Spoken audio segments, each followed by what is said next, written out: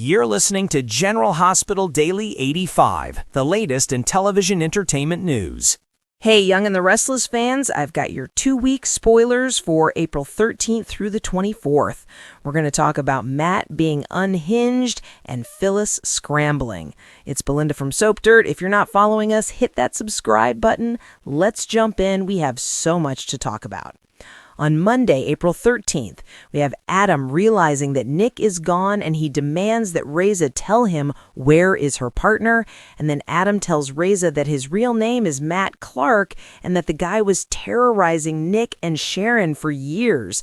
Meanwhile, Reza slaps Adam for using her to get to Matt, and Reza also swears she does not know where Nick is.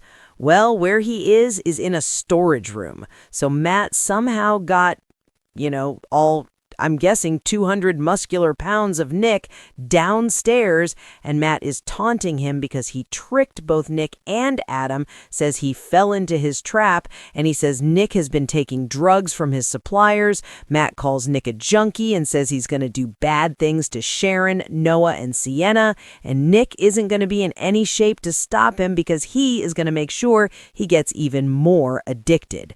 So back in Genoa City, Michael asked if Diane really moved out, and she says that Nikki confirmed it for her. It is true that Victor abducted and drugged Jack, and then Diane found him in bed with Patty, so she left. Of course, Michael is in shock, and Diane says that Michael needs to drop Victor for good because he's just really bad. And Michael tries to tell Diane that a marriage can heal after infidelity. He knows it from his own marriage, and Diane can see it's not all Jack's fault, but basically she's mad. She can't get past it. She can't forgive Jack, at least not right now. And Michael says it probably won't help, but he says he will try and talk to Victor. Tessa tells Daniel she doesn't think she should go to Spain while Mariah is gone getting help. Daniel gets it. Tessa walks off, and Phyllis walks up and offers Daniel a division of her company to run, but he says Phyllis cannot buy him. And Daniel says Phyllis needs to give Newman back. And then he storms out.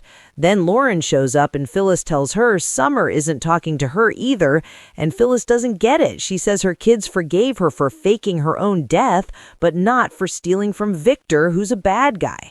Then Lauren asks Phyllis if what she got is worth what she lost. And Phyllis thinks it's too late and her kids aren't going to forgive her, even if she gives Newman back.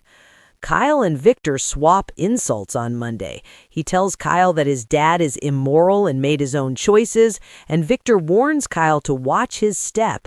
Nikki shows up after Kyle leaves and tells Victor to admit he went too far. She is disgusted that he got Patty out of the mental hospital and tried to ruin Jack's life. Victor, of course, lies, denies, and plays victim, but Nikki reminds him that Billy, Kane, and Phyllis were the ones who targeted him, not Jack.